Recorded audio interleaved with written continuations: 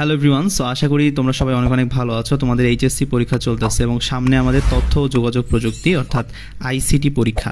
এখন এই আইসিটি পরীক্ষায় কিন্তু আমাদের এমসিকিউ থাকবে 25 মার্কের, 25টা এমসিকিউ তুমি পাবা। তো আজকে আমরা প্রতিটা চ্যাপ্টার দেখব কী টাইপের এমসিকিউ আসবে সেটা আমরা একটু আলোচনা করব, যাতে করে তোমাদের ক্লাসের মাধ্যমে এমসিকিউ এর একটা ভালো প্রিপারেশন হয়ে যায়। তো শুরু থেকে শেষ পর্যন্ত ক্লাসটা একটু মনোযোগ সহকারে করতে হবে। আর সিকিউ এর কথা অনেকেই বলেছো, তো সিকিউ এর ক খ গ ঘ আমি দিয়ে দিব, তো তোমরা অতটুকুই পড়বা, তাহলেই তোমাদের পরীক্ষার জন্য ইনাফ হয়ে যাবে। আর এই ক্লাসটা কিন্তু সকল বোর্ডের জন্য, তুমি যে বোর্ডই হও না কেন তোমাকে কিন্তু এমসিকিউ এর ক্ষেত্রে এগুলো হেল্প করবে। তো চলো আমরা শুরু করছি। তো প্রথম যে কোয়েশ্চেনটা আমাদের আছে সেটা হলো যে ট্যানারি শিল্পের বর্জ্যকে দূষণমুক্ত করতে কোন প্রযুক্তি ব্যবহৃত হয়। এখন যখনই তোমাকে এই যে ট্যানারি শিল্পের বর্জ্যের কথা বলবে, হ্যাঁ, তখনই তোমাকে মাথায় আনতে হবে কিসের কথা? ন্যানো টেকনোলজির কথা। অর্থাৎ এখানে আমার অ্যান্সার হবে সি নাম্বারটা, ন্যানো টেকনোলজি। এখানে তোমার ভার্চুয়াল রিয়ালিটির কাজ কিন্তু আলাদা, বায়ো ইনফরমেটিক্সের কাজ কিন্তু আলাদা, জেনেটিক ইঞ্জিনিয়ারিংয়ের কাজ কিন্তু আলাদা। এটা একটু মনে রাখতে হবে এবং সামনে আমরা এই টাইপের কিছু কোশ্চেন দেখব। এরপরে আসো আমাদের নেক্সট কোশ্চেন, সেটা নিচের কোন গ্যাসটি ক্রায়োজেনিক এজেন্ট নয়। এখন আমাদেরকে জানতে হবে ক্রায়োজেনিক এজেন্টগুলো কী কী। তো এগুলা আমাদের, তুমি যদি একটু দেখো, নাইট্রোজেন অবশ্যই ক্রায়োজেনিক এজেন্ট, এরপর আর্গন আছে, অক্সিজেন আছে। তার মানে এখানে জাস্ট একটা অ্যান্সার আমার ক্রায়োজেনিক এজেন্ট নয়। সেটা কোনটা? সেটা হইল কার্বন মনোঅক্সাইড। তার মানে আমাদের অ্যান্সার হবে ডি নাম্বারটা। ওকে, আর এই ক্লাসের পিডিএফ তুমি কোথায় পাবা এটা একটু পরে বলতেছি, এবং আমি ওখানে উত্তর সহ দিয়ে দিব, রাইট? সো ওখানে জাস্ট কোয়েশ্চেন থাকবে না, কোয়েশ্চেন অ্যান্সার সব কিছু আমি দিয়ে দিব, যাতে করে তোমাদের পরীক্ষার আগে রিভিশন দিতে সুবিধা হয়। আর এই ক্লাসটা কিন্তু পরীক্ষার আগ মুহূর্ত পর্যন্ত তুমি দেখতে থাকবা, কারণ এগুলো খুবই খুবই ইম্পর্টেন্ট। দেখবা যে ডিরেক্ট এগুলো থেকে কোয়েশ্চেন চলে আসছে। আচ্ছা, তো আমরা এখন একটা খুবই গুরুত্বপূর্ণ প্রশ্ন দেখব। সেই কোশ্চেনটা বলছে কি, কৃত্রিম বুদ্ধিমত্তার আওতাধীন ক্ষেত্র কোনটি। এখন এইটা নিয়ে তোমরা আসলে একটু চিন্তা করো তো, যে কৃত্রিম বুদ্ধিমত্তার আওতাধীন কোনটি। তো আমরা একটু ক্রস চেক করি, দেখি। মেশিন লার্নিং, অবশ্যই এটা তো কৃত্রিম বুদ্ধিমত্তার মধ্যেই পড়ছে।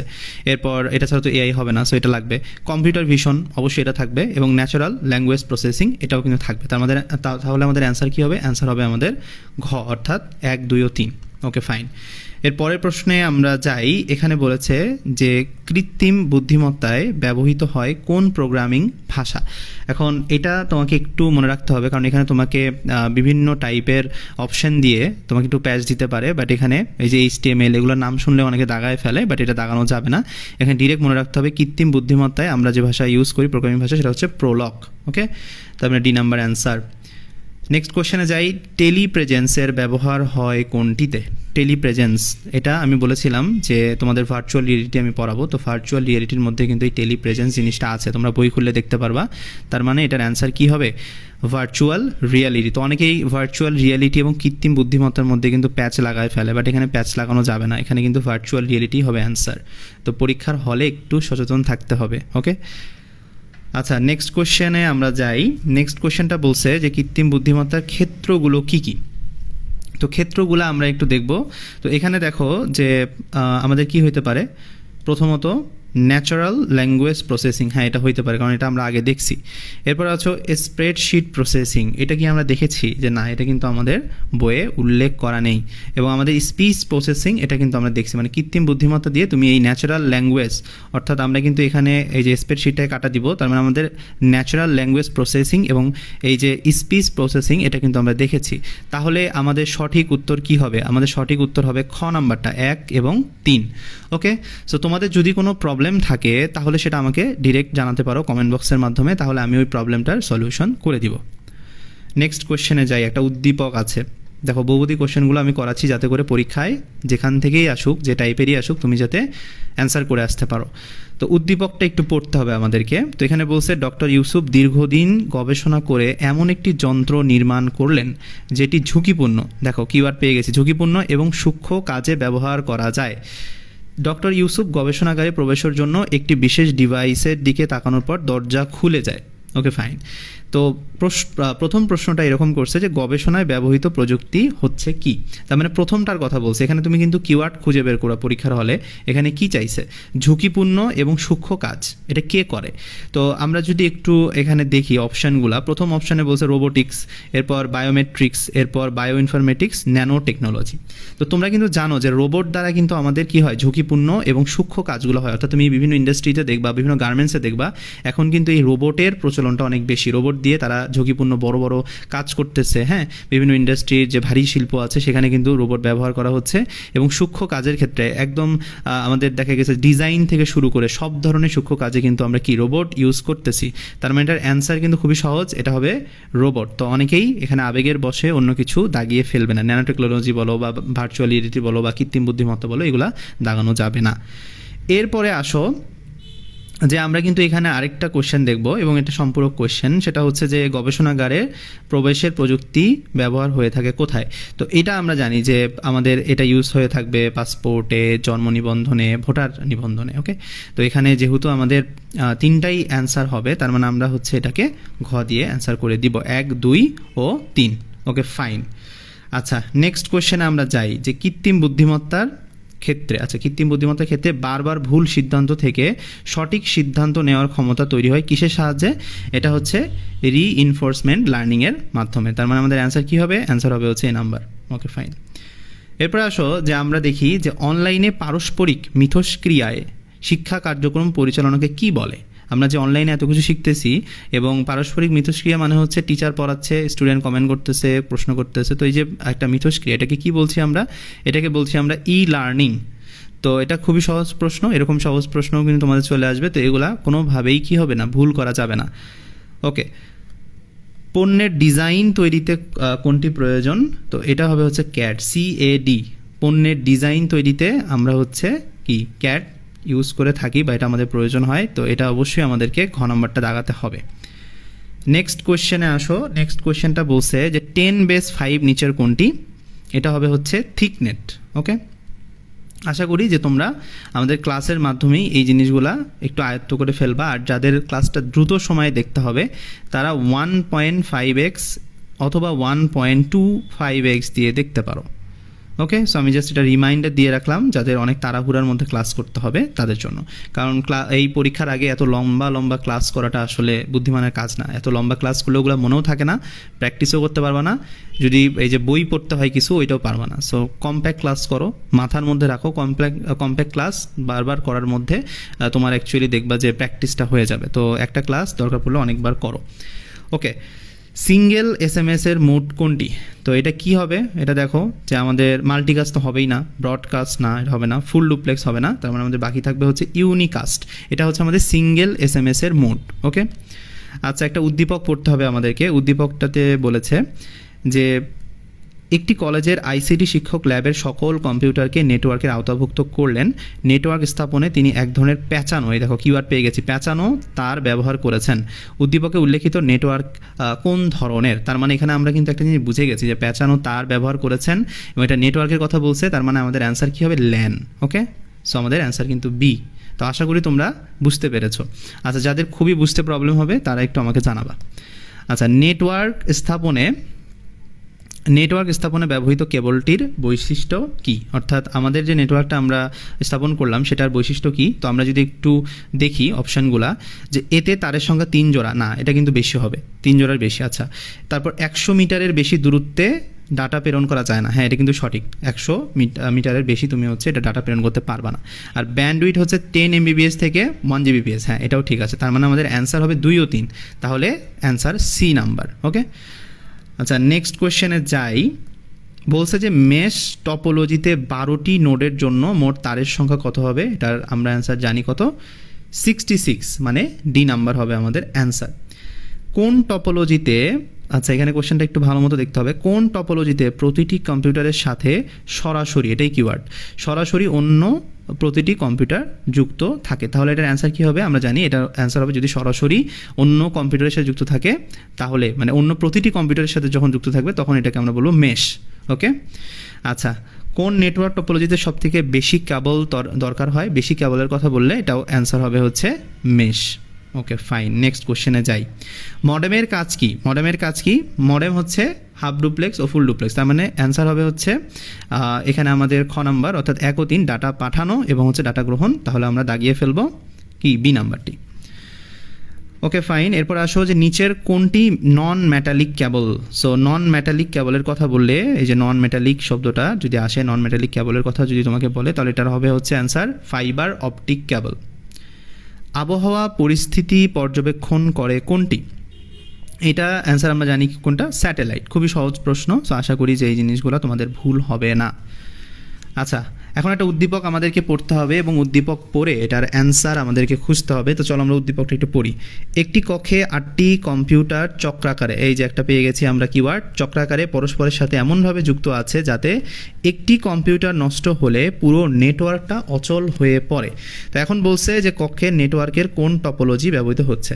তো একটা তো কিওয়ার্ড আমরা পাইছি যে চক্রাকারে, হ্যাঁ, এমনভাবে যুক্ত আছে যাতে একটা কম্পিউটার নষ্ট হয়ে গেলে বাকিগুলো নেটওয়ার্কও কিন্তু অচল হয়ে পড়বে। তো এটা কিসে সম্ভব? এটা আমাদের সম্ভব হচ্ছে রিং আমাদের টপোলজিতে। তার মানে আমাদের অ্যান্সার কী হবে? আমাদের অ্যান্সার হবে সি নাম্বারটা, রিং টপোলজি। আচ্ছা, এখানে আরেকটা কোশ্চেন করছে সম্পূরক, যে আরও কম্পিউটার সংযুক্ত ও পূর্বে ত্রুটিমুক্ত করতে ব্যবহার টপোলজি হতে পারে, সবগুলো হতে পারে, মেশ হতে পারে, স্টার হতে পারে, ট্রি হতে পারে। তার মানে আমাদের অ্যান্সার কী হবে এখানে? অ্যান্সার হবে ঘ নাম্বারটা। 8 বিটের আস্কি কোডের সর্ববামে, এটা সর্ববামে হবে। সো এটা জাস্ট আমি একটু তোমাদেরকে সংশোধন করে দিলাম যে সর্ববামে কোন বিট যুক্ত করা হয়েছে। তো তাহলে আমাদের এখানে যদি তুমি চিন্তা করো যে 8 নাম্বার যে বিটটা থাকবে, ধরো এখানে 8 নাম্বার যে সর্ববামে যে বিটটা থাকবে, এটাকে কি বলি আমরা? এটাকে আমরা বলি হচ্ছে প্যারিটি বিট। তার মানে আমাদের অ্যান্সার হবে ক নাম্বারটাই, অর্থাৎ প্যারিটি বিট। এখানে সাইন বিট, স্টার বিট এগুলো কিন্তু হবে না, প্যারিটি বিট হবে। আচ্ছা, এখানে বলছে 101, দেখো এখানে 101 সংখ্যাটি কি? এটা কি অক্টাল, দশমিক নাকি হেক্সাডেসিমাল? এখন এটা নিয়ে কিন্তু দেখা গেছে যে পরীক্ষার হলে তোমাকে এমনভাবে দেখো এই কোশ্চেনটা দিয়েছে যে তুমি নিজে কনফিউজড হয়ে যাচ্ছ, কিন্তু অ্যান্সার কিন্তু খুবই সহজ। কেন? কারণ আমরা কিন্তু 8টা বিটের কথা জানি। তো এই যে 4টা বিটের কথা জানি, তো এই 4টা বিটের কথা সকল সংখ্যা পদ্ধতির কিন্তু এটা আওতাভুক্ত। অর্থাৎ 101টা আমি বাইনারিতে প্রকাশ করতে পারতেছি, আমি অক্টালে নিতে পারতেছি, আমি হচ্ছে দশমিকে নিতে পারতেছি, আমি কিন্তু হেক্সাডেসিমেলেও নিতে পারতেছি। তার মানে এটা সকল সংখ্যা পদ্ধতির আওতাভুক্ত। তাহলে অবশ্যই এটার অ্যান্সার কী হবে? অ্যান্সার হবে ডি নাম্বারটা। বাট তুমি একটা জিনিস চিন্তা করো তো, যদি আমাদের এখানে এটা না থেকে পরীক্ষায় যদি এরকম একটা কোশ্চেন থাকতো যে তোমাকে বলতো 762, এই সংখ্যাটি কি? এই সংখ্যাটি কি তোমার হচ্ছে বাইনারি, অক্টাল, ডেসিমাল নাকি হেক্সাডেসিমাল, এরকম যদি বলতো, তো এইটাকে কিন্তু আমরা হচ্ছে কিসে, এটাকে কিন্তু আমরা বাইনারি বলতে পারবো না। বাইনারি কিন্তু এটা হবে না, এটা বাকিগুলো হবে, অর্থাৎ অক্টাল হইতে পারে, তারপর দশমিক হইতে পারে, ডেসিমাল হইতে পারে, সমস্যা নেই। কিন্তু এখানে কিন্তু কোনোভাবেই আমাদের কি হবে না, আমাদের কিন্তু এই বাইনারিতে এটাকে নেশা যাবে না। Okay fine. এরপর নেক্সট আমরা কোশ্চেনে যাব। তো নেক্সট কোশ্চেনটা খুবই সহজ, সেটা হইল যে অ্যান্ড গেটে এ এবং বি এর মান যদি 0 হয় তাহলে আউটপুট কত হবে? তো এটাকে আমরা খুব সুন্দর মতো 0 into 0 দিয়ে তাহলে 0 দিতে পারি। তার মানে আমাদের আউটপুট কিন্তু 0ই আসে। অর্থাৎ অ্যান্ড গেটের ক্ষেত্রে কিন্তু আমাদের এই আউটপুটটা কি আসবে? 0 আসবে। তো জাস্ট আমরা এটাকে যদি গুণ করি তাহলে আমাদের অ্যান্সার চলে আসবে। সো এক্ষেত্রে আমাদের হচ্ছে উত্তর কি হবে? উত্তর হবে ডি নাম্বারটা। আচ্ছা, রেজিস্টার ডাটা নিয়ে কোশ্চেন করছে যে রেজিস্টার ডাটা স্থানান্তর কতভাবে হতে পারে। তো এটা আমরা জানি যে এটা 3ভাবে হতে পারে। সো এটা আশা করছি যে আর কোনো প্রবলেম নাই। এটা আমি সবুজ দিয়ে একটু দাগাই, তাহলে তোমাদের বুঝতে সুবিধা হবে। আচ্ছা, এখন আসো যে এখানে একটা কোশ্চেন করছে যে অর গেটের ক্ষেত্রে কোন আলো জ্বলবে। তো আমরা যদি জাস্ট একটা জিনিস দেখি যে 0 + 0 = 0, এরপর 0 + 1 = 1। তো এখানে একটু আমরা লিখি একটু, তাহলে বুঝতে খুবই সুবিধা হবে। এরপর হচ্ছে 1 + 0 = 1, 1 + 1 = 1। তার মানে এখানে কিন্তু আমরা বুঝতে পারছি যে যখন এই যে 0 + 0 এটা কিন্তু জ্বলবে না, অর্থাৎ 0ই হবে। তার মানে এখানে তোমাদেরকে মাথায় রাখতে হবে যে এখানে 1টা কিন্তু আমাদের লাগতেছেই এই অর গেটের ক্ষেত্রে। তাহলে কখন আলো জ্বলবে? আলো জ্বলবে যখন একটা আমাদের মান থাকবে 1 1 1 থাকবে। তো সেক্ষেত্রে কিন্তু দেখো 2 আর 3-এ কিন্তু এটা দেয়া আছে, তার মানে আমাদের 2 3, অর্থাৎ সি নাম্বার হবে অ্যান্সার। তো আশা করি যে অর গেটের ক্ষেত্রে তোমরা বুঝতে পেরেছো যে কীভাবে আলো জ্বলবে। এই টাইপের কোশ্চেন যদি আসে আশা করি পারা যাবে। ওকে, নেক্সট কোশ্চেন আমরা দেখব যে কি আছে। নেক্সট কোশ্চেনে বলছে যে অক্টাল সংখ্যা পদ্ধতিতে 177-এর পরের সংখ্যাটি কত হবে, অর্থাৎ 177-এর পরের সংখ্যাটা চাইছে। তো তোমরা যারা হচ্ছে 177-এর পরের সংখ্যা 178 আসলে বসাইতে যাচ্ছ, এটা কিন্তু আমাদের কি হবে না, অক্টালের ক্ষেত্রে হবে না। তো আমরা কীভাবে করব? আমরা ফার্স্টে সংখ্যাটা নিয়ে নেব যে 177 আমরা নিলাম, এরপরে আমরা হচ্ছে 1টাকে এখানে যোগ করব। তো যোগ করার পরে তুমি ডিরেক্ট মানটা বসাবো না, জাস্ট একটু চিন্তা করবা যে 7 আর 1, এখানে দেখো 7 আর 1 এই দুইটা আছে না, তো এই দুইটা যোগ করলে আমাদের কত আসে? একটু আমরা দেখি, তাহলে আমরা খুব ভালো মতো বুঝতে পারবো। তো এই যে 7 আর 1 এটা যোগ করলে কিন্তু আমাদের হয় হচ্ছে 8। তো এই 8টা কিন্তু আমাদের ভিত্তি, অর্থাৎ এই 8-এর সাথে কিন্তু 8 আবার মাইনাস করতে হবে, তাহলে অ্যান্সার হবে হচ্ছে 0, রাইট? তার মানে আমাদেরকে বসাইতে হবে 0, বিকজ আমাদের ভিত্তি যেহেতু 8 হয়ে যাচ্ছে। এরপরে আমাদের যেহেতু আমরা এখানে বিয়োগ করেছি, তার মানে আমাদের হাতে কিন্তু 1 আছে। তো এই 1টা আমরা কিন্তু এই যে নিচে দিব, এটা আমরা ধরে নিব যে আমাদের 1 আছে। তো আবারও আমরা যখন যোগ করব তখন আমরা আবার 8 পাবো, এই 7 আর 1 অর্থাৎ 8 পাবো। ভিত্তিও যেহেতু 8, তো আমরা আবার 8 দ্বারা এটাকে কী করবো, বিয়োগ করব। তার মানে আমাদের আবার অ্যান্সার আসবে 0। তার মানে এখানে আমাদেরকে 0 বসাইতে হবে। এরপরে আমাদের হাতে কিন্তু আরেকটা 1 আছে, যেটা আমরা এই যে সামনে মনে মনে বসাবো। এরপর তাহলে কিন্তু আমরা এখন যখন যোগ করব 1 আর 1 কত হবে, 2 হবে।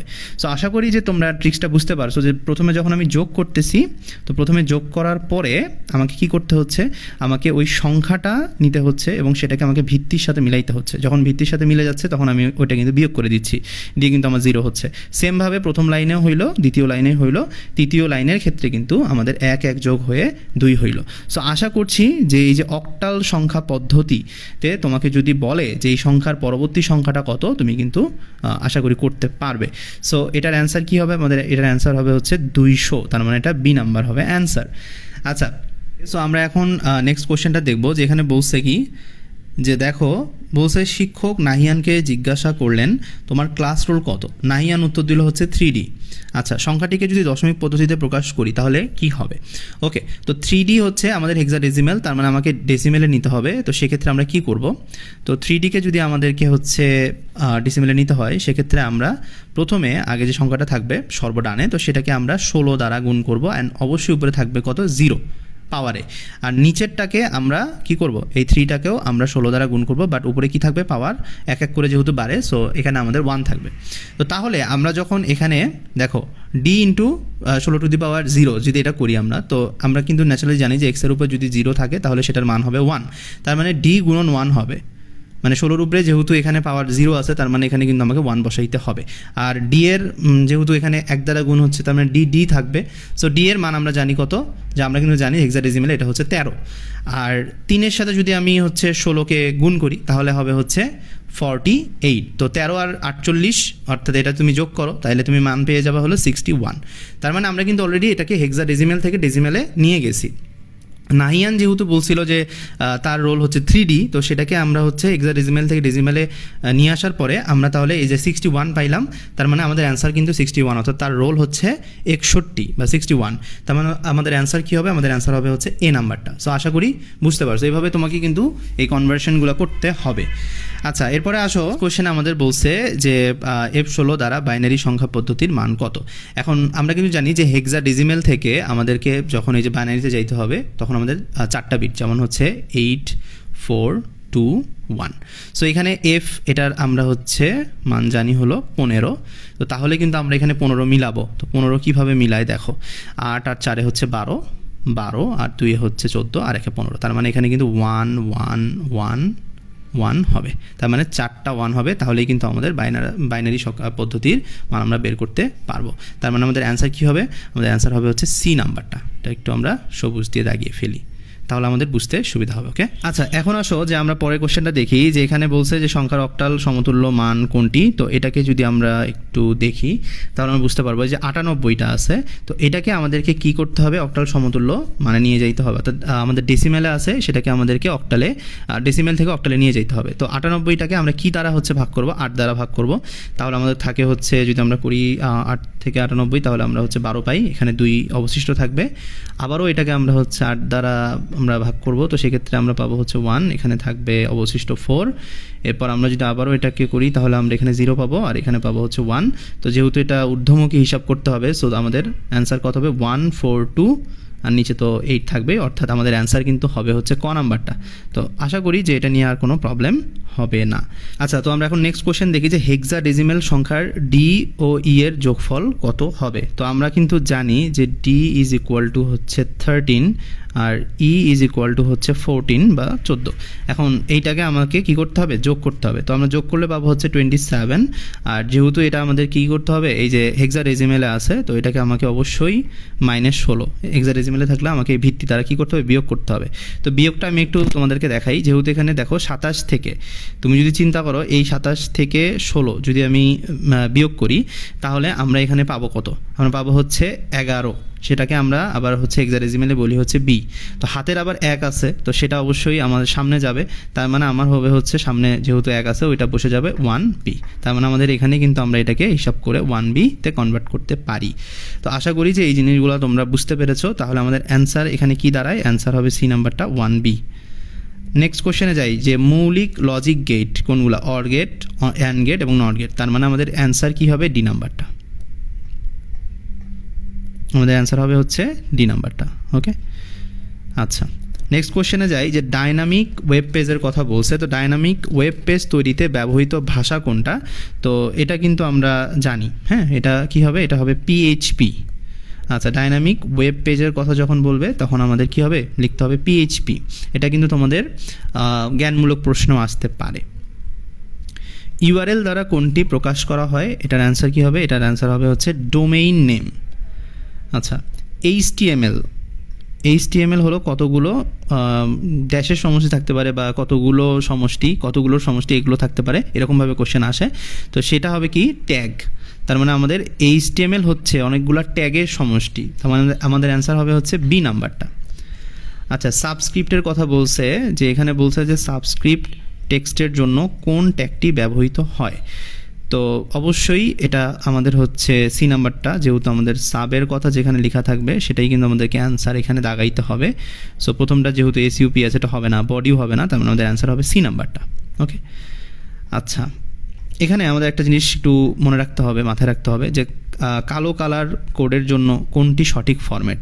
তো মনে রাখবা যে কালো কালার কোডের আমি এভাবে মনে রাখতাম যে এখানে 4টা আর আরও 2টা, অর্থাৎ 6টা আমাদের কি থাকবে? 0 থাকবে। তাহলে আমরা কালো তোমার হচ্ছে কালার কোডের ফরম্যাটটা জানতে পারবো যে যদি আমাদের 6টা থাকে। আর সাদার ক্ষেত্রে এখানে আমি এক্সপ্লেন করে দিয়েছি যে 255 255 255, লালের ক্ষেত্রে 255 00, আর সবুজের ক্ষেত্রে 0 255 0। সো এগুলো একটু মনে রাখবা, যে কোনোটা থেকে কিন্তু কোশ্চেন যে কোনোভাবে চলে আসতে পারে। ওকে, এরপর বলছে যে ওপেনিং ট্যাগ থেকে ক্লোজিং ট্যাগ পর্যন্ত সকল কিছুকে কি বলে? তো এটা আমরা জানি, এটা হচ্ছে এইচটিএমএল উপাদান বলে। একদম ওপেনিং ট্যাগ থেকে নিয়ে শুরু করে শেষ পর্যন্ত সব কিছুকে আমাদের এইচটিএমএল ট্যাগ বলা হয়। এখানে উপাদান না থেকে যদি এইচটিএমএলও থাকে তাও তোমাকে কিন্তু এটা অ্যান্সার করতে হবে। আচ্ছা, তো আমরা নেক্সট কোশ্চেন দেখি যে এইচটিএমএল ফাইলে কি হয়, যে এখানে আমাদের যেহেতু বহুপদী, সো আমাদের একটু পড়তে হবে যে শুরু ট্যাগ হিসেবে এইচটিএমএল থাকে, হ্যাঁ অবশ্যই থাকে, এটা আমাদের সঠিক অ্যান্সার। আচ্ছা, আমাদের নেক্সট কোশ্চেনটা দেখি আমরা যে এইচটিএমএল ফাইলে, যেহেতু এটা বহুপদী কোশ্চেন, সো আমাদের একটু পড়তে হবে। তো প্রথম যেটা বলছে যে শুরু ট্যাগ হিসেবে এইচটিএমএল থাকে, এটা সঠিক। এরপর প্রতিজোড়া শুরু ও শেষ ট্যাগ থাকে, এটাও ঠিক আছে। অ্যাট্রিবিউট শুরু ট্যাগে থাকে, এটাও ঠিক আছে। তার মানে আমাদের অ্যান্সার কী হবে? ডি নাম্বারটা। ওকে, এখানে আরও একটু তথ্য আছে যেটা তোমরা একটু জেনে রাখতে পারো, তাহলে তোমাদের সুবিধা হবে। যে এইচটিএমএল পড়তে পারে এমন সফটওয়্যারগুলোর কথা যদি প্রশ্ন বলে, তাহলে সেটা হবে Mozilla Firefox, front page, Netscape, এগুলো কিন্তু আছে। তার মানে আমাদের এইচটিএমএল পড়তে পারে এমন সফটওয়্যারগুলো একটু জেনে রাখতে হবে। আচ্ছা, হরিজন্টাল বা অ্যালাইন কয় ধরনের? এটা অ্যান্সার কী হবে? এটার অ্যান্সার হবে হচ্ছে 4টা। তার মানে এটার অ্যান্সার হবে সি। ঠিক আছে, ওকে, 4 ধরনের। নেক্সট কোশ্চেনে আমরা যাই। এখানে বলছে কোন ট্যাগটির মাধ্যমে ছোট হেডিং প্রকাশ করা হয়? তো এটার হচ্ছে ছোট হেডিং বলতে দেখো, এখানে তোমাদের একটা ট্রিক শিখাই যে এখানে যত ছোট হেডিংয়ের কথা বলবে এইচের মানটা তত বাড়বে। অর্থাৎ এখানে আমাদের যেহেতু সব থেকে ছোটো কথা বলছে, তো এখানে অ্যান্সার হবে হচ্ছে ডি নাম্বারটা, অর্থাৎ H5। ওকে, যত বাড়বে তত হচ্ছে তোমার হেডিং কমবে, মানে ছোট হবে আর কি। আরও একটু তথ্য জেনে রাখো যে আমাদের বলতে পারে যে HTML ফাইলের এক্সটেনশন কি? এটা হবে হচ্ছে .html। ভয়েস ব্যান্ডের সর্বোচ্চ গতি কত? এটার অ্যান্সার এক কথায়, এটা হলো 9600 bps। নেক্সট একটা কোশ্চেন, মেমোরি পরিমাপের ক্ষুদ্রতম একক কি? কিলোবাইট, বাইট, বিট নাকি হচ্ছে মেগাবাইট? এটার অ্যান্সার কী হবে? বিট। নেক্সট কোশ্চেনে যাই। বলছে পাইথন কোন ধরনের ভাষা? মেশিন ভাষা, হাই লেভেল ভাষা, মিড লেভেল ভাষা নাকি অ্যাসেম্বলি ভাষা? এটা অবশ্যই হাই লেভেল বা হচ্ছে উচ্চ স্তরের ভাষা, অ্যান্সার হবে বি নাম্বারটা। এছাড়াও C, C++, BASIC, Pascal, Oracle, Java ইত্যাদিও কিন্তু হাই লেভেলের ভাষা, অর্থাৎ এগুলো দিয়েও কিন্তু কোশ্চেন আসতে পারে। এখন দেখো এখানে একটা জিনিস বলছে যে এটার সি ভাষা এক্সপ্রেশন কোনটি? তো এখন এই যে 5x² প্লাস 3x প্লাস 4 এটাকে তুমি এখন কীভাবে লিখবা, এটা একটা কোশ্চেন। সো সি এর ভাষায় যদি এক্সপ্রেশন যদি আমরা এখানে লিখি তাহলে কি হবে, যে আমাদের যেহেতু এখানে দেখো 5 মানে প্রত্যেকটা জিনিস আমাদেরকে গুণ করে যাইতে হবে। এখানে দেখো প্রথমে যদি আমি 5-এরটাকে 5 লিখি, এরপরে যেহেতু এটা 5 আর x গুণ হিসাবে আছে তো আমরা এখানে একটা গুণ চিহ্ন দিব, তারপরে আমাদের x দিতে হবে। x যেহেতু দুইটা আছে, যেহেতু x² তার মানে আমাকে এখানে আরেকটা x গুণ দিতে হবে, এরপর আমাদের প্লাস দিতে হবে, তারপর আমাদের 3 বসাইতে হবে, এরপর দেখো 3 সাথে x আছে তো x আবার গুণ হিসাবে আছে, তো এই গুণটা আমাদেরকে দেখাইতে হবে, তারপর x দিতে হবে, এরপর আমাদের 4 দিতে হবে, মানে যেভাবে আছে ওইভাবে আমরা জাস্ট দিয়ে দেবো। জাস্ট আমাদের যেখানে দেখো গুণ করা দরকার সেটা আমরা দেখাচ্ছি। তো এটাই কিন্তু আমাদের সি ভাষা এক্সপ্রেশন দেখিয়ে দিচ্ছে। তার মানে আমাদের অ্যান্সার কী হচ্ছে, আমাদের অ্যান্সার হচ্ছে এ নাম্বারটা। বাকিগুলো কিন্তু দেখবা যে অনেকগুলো হচ্ছে স্টার মিসিং, সো ওরা কিন্তু ওখানে সম্পূর্ণটা দেখায় নেই। তার মানে আমাদের কিন্তু পরীক্ষার হলে পুরাটা দেখাইতে হবে। আচ্ছা, নেক্সট কোয়েশ্চেনটাতে আমরা যদি মুভ করি তাহলে আমরা দেখতে পারবো কি, যেখানে বলছে হ্যালো ওয়ার্ল্ড লেখাটি 5 বার প্রদর্শনের ক্ষেত্রে সি স্টেটমেন্টটা বের করতে বলছে। তো এখন এগুলা নিয়ে অনেকেই সমস্যার মধ্যে পড়ো, যে এই যে একটা সি প্রোগ্রাম দেওয়া থাকবে, তো এই যে কোডগুলা তোমরা আসলে কিভাবে মানে জিনিসগুলোকে আইডেন্টিফাই করবা, বুঝবা যে কোনটা কিভাবে হবে। তো জাস্ট এখানে শর্তগুলো একটু তোমরা দেখবা তাহলেই হয়ে যাবে। যে এখানে শর্তগুলোতে কি বলছে, যে প্রথমটাতে বলছে যে দেখো এই এন যেটা আছে সেটা কিন্তু হচ্ছে 6 থেকে ছোট হবে, আর হচ্ছে 1 থেকে শুরু হবে, আর n++ মানে হচ্ছে এটা বাড়তে থাকবে ক্রমান্বয়ে। তার মানে আমাদের হচ্ছে প্রথমটাতে যদি আমি দেখি, প্রথমটাতে হচ্ছে 1 2 3 4 5 পর্যন্ত রিড করবে, তার মানে আমাদের এখানে রিডিং দিবে হচ্ছে 5 বার। ওকে, তার মানে আমাদের কিন্তু প্রথমটা ঠিক আছে, মানে প্রথম শর্তটাতে ঠিক আছে যে হ্যালো ওয়ার্ল্ড আমাদের দেখাবে হচ্ছে 5 বার। নেক্সট যদি আমি দেখি, নেক্সটে আমাদের হচ্ছে n আছে 3, হ্যাঁ n শুরুই হয়েছে 3 দিয়ে, বাট এই যে লাস্টে একটা শর্ত দেখতে পাচ্ছ যে n 8-এর ছোট অথবা 8-এর সমান। তো এরকম করে যখন চিহ্ন দেয়া থাকবে, এটার মানে তোমরা আশা করি বুঝতে পারছো যে 8-এর থেকে অবশ্যই nটা ছোট হবে অথবা 8-এর সমান হবে। তো যেহেতু এখানে 3 দিয়ে শুরু হয়েছে দ্বিতীয়টাতে, তার মানে 3 অবশ্যই এটা রিড করবে 3 4 5 6 7 8। তো এখানে তুমি একটা মজার জিনিস দেখতে পারবা যে এখানে কিন্তু 6 বার তোমার হচ্ছে প্রদর্শন হবে। তার মানে যদি আমি এই কোডটা দেই তাহলে আমাদের কিন্তু 6 বার হবে, তো এটা কিন্তু হবে না। তার মানে আমাদের কিন্তু অ্যান্সার বি নাম্বারটা অর্থাৎ 2 নাম্বারটা কিন্তু নয়। তার মানে আমরা কিন্তু এখন বুঝতে পেরেছি যে 1 নাম্বারটা যেহেতু আমাদের অ্যান্সার, তো 3 নাম্বারটা তো হবেই, বিকজ প্রশ্ন তো ওইভাবেই, অপশান ওইভাবেই বলা আছে। বাট 3 নাম্বারটারও আমরা একটু দেখি যে কেন 3 নাম্বারটা আমাদের অ্যান্সার হইল। সো আশা করি তোমরা বুঝতে পারছো যে প্রথমটা 5 বার দেখাবে, দ্বিতীয়টা হচ্ছে 6 বার দেখাবে। সো আমরা যদি এখন 3 নাম্বারটা দেখি, যে 3 নাম্বারে কি বলছে যে n হচ্ছে 5 থেকে শুরু, ওকে 5 থেকে শুরু বাট 10-এর ছোট, তার মানে আমাদের 9 পর্যন্ত নিতে হবে। 5 থেকে শুরু 5 6 7 8 9, এখানেও দেখো আমাদের কিন্তু 5 বারই হচ্ছে প্রদর্শন করতেছে, অর্থাৎ আমাদের 5 বার কিন্তু এখানে আমরা দেখতে পারবো। তো আমাদের অ্যান্সার কি হবে, 1 এবং 3 নাম্বার, অর্থাৎ সঠিক অ্যান্সার হবে হচ্ছে সি নাম্বারটা। বি নাম্বারটা কেন হইলো না, অর্থাৎ 2 নাম্বারটা কেন হইলো না, কারণ এখানে 6 বার রিড করবে বা 6 বার প্রদর্শিত করবে, কিন্তু আমাদের প্রশ্নে বলা আছে 5 বারের কথা। 5 বারের কথা যেহেতু বলা আছে, আই হবে এবং 3 হবে। আচ্ছা, নেক্সট কোয়েশ্চেনে যাই। নেক্সট কোয়েশ্চেনে একটা প্রোগ্রাম দিয়ে বলছে যে এটার আউটপুট কত। এখন এটা বের করবো আমরা কীভাবে, আমরা একটু দেখি। এখানে বি বলছে কত, বি বলছে হচ্ছে তোমার 50, এটা 59 না, এটা হচ্ছে 50। আচ্ছা 50 দিলাম, এটা হলো বি। এখন আমাদেরকে এ বসাইতে হবে, যে এ আমরা এখানে 2টা সমান বসাবো, বিকজ আমাদেরকে মডিউল বা ভাগশেষ বের করতে হবে। তো 50 মডিউল 25 যদি আমরা দিই, অর্থাৎ আমরা যেহেতু একবারেই ভাগশেষ করব, তো আমরা এখানে যদি ভাগশেষ করি তাহলে আমরা পাবো হচ্ছে 0। ভাগশেষ যেহেতু থাকবে না, 0 থাকবে, তার মানে আমাদের আউটপুট হবে হচ্ছে এই প্রোগ্রামের আউটপুট হবে হচ্ছে 0। তো এইটা একটু মনে রাখবা যে এখানে এই যে তোমরা পার্সেন্টেজ চিহ্নটা দেখতে পাচ্ছ, এটাকে আমরা হচ্ছে মডিউল বা ভাগশেষ বলে থাকি। ওকে, তো আমাদেরকে জাস্ট এখানে কি করতে হচ্ছে, এই প্রোগ্রামটির আমাদের যখন আমরা আউটপুট বের করতেছি আমাদের ভাগশেষ বের করতে হচ্ছে। আচ্ছা, নেক্সট কোয়েশ্চেনে দেখো আমাদের কি বলছে। নেক্সট কোয়েশ্চেন বলছে যে সি ভাষার ধ্রুবক ঘোষণা করার নিয়ম কোনগুলো। তো এটা কিন্তু 3টাই হবে, এটা হচ্ছে তোমার 3টা হবে। তো তোমরা একটু মনে রাখবা, জাস্ট লিখার প্যাটার্নটা একটু ডিফারেন্ট, বাট এর অ্যান্সার কিন্তু হবে ডি নাম্বার, অর্থাৎ হচ্ছে এই পাই জিনিসটা, এটা আমরা কিন্তু সি ভাষায় এই যে ধ্রুবক, এই ধ্রুবক লেখার নিয়মগুলো কিন্তু আমরা এভাবে লিখে থাকি। তো এখন আমি হচ্ছে পরবর্তী কোয়েশ্চেনে যাই, যে ডেটাবেজের ভিত্তি কোনটা। তো তাহলে এটার অ্যান্সার কি হবে, এটা যেহেতু 6 নম্বর চ্যাপ্টার থেকে আসছে, তো এটার অ্যান্সার হবে হচ্ছে ফিল্ড। ওকে, তাহলে ডেটাবেজের ভিত্তি যদি জিজ্ঞেস করে তাহলে তাহলে অবভিয়াসলি এটার এমসিকিউ অ্যান্সার হবে হচ্ছে ফিল্ড। আচ্ছা, এরপরে যদি আমি কোয়েশ্চেনটা দেখি, ডেটা ফাইল তৈরির সঠিক অনুক্রম কোনটি? তো এই ডেটা ফাইল তৈরি করার জন্য সঠিক অনুক্রম যখন তোমাকে বলবে, একটা জিনিস মাথায় রাখবা, প্রথমে থাকবে ফিল্ড, তারপরে হচ্ছে রেকর্ড থেকে তৈরি হবে টেবিল, তারপর কিন্তু আমরা হচ্ছে ডেটাবেসটা তৈরি করতে পারবো। তার মানে আমাদের হচ্ছে সঠিক অ্যান্সার যদি আমি বলি, এটা হচ্ছে বি নাম্বারটা, অর্থাৎ ডেটা ফাইল তৈরির জন্য প্রথমে ফিল্ড, তারপর রেকর্ড, তারপর টেবিল, তারপরে হচ্ছে ডেটাবেস। ওকে, আচ্ছা নেক্সট কোয়েশ্চেনটাতে আমরা যাব যে এক বা একাধিক রেকর্ড নিয়ে আসলে কি গঠিত হয়। সো অনেকেই আসলে এই কোয়েশ্চেনটা দেখে একটু ঘাবড়ে যেতে পারে। সো আমি যেহেতু এখানে দেখিয়েছি যে রেকর্ডের পরে কিন্তু আসে হলো টেবিল, তো এখান থেকে কিন্তু আমরা সেম জিনিসটাই জানতে পারি যে এক বা একাধিক রেকর্ড নিয়ে কিন্তু আমাদের টেবিল গঠিত হচ্ছে, তার মানে আমাদের অ্যান্সারটা হচ্ছে বি নাম্বারটা। ওকে, আচ্ছা আমরা খুব তাড়াতাড়ি শেষ করতেছি যাতে করে প্রিপারেশনটা খুব গুছিয়ে নেওয়া যায়, আর সৃজনশীলের জন্য যতটুকু লাগবে ততটুকু কিন্তু দিয়ে দেওয়া আছে, তো এটা দেখে নিতে পারো। আচ্ছা, ডেটাবেজের কোনগুলো একই অর্থে ব্যবহার করা হয়? এটার অ্যান্সার হবে হচ্ছে এনটিটি, সেট ও টেবিল। এটা কিন্তু আমরা হচ্ছে একই অর্থে ব্যবহার করতে পারি।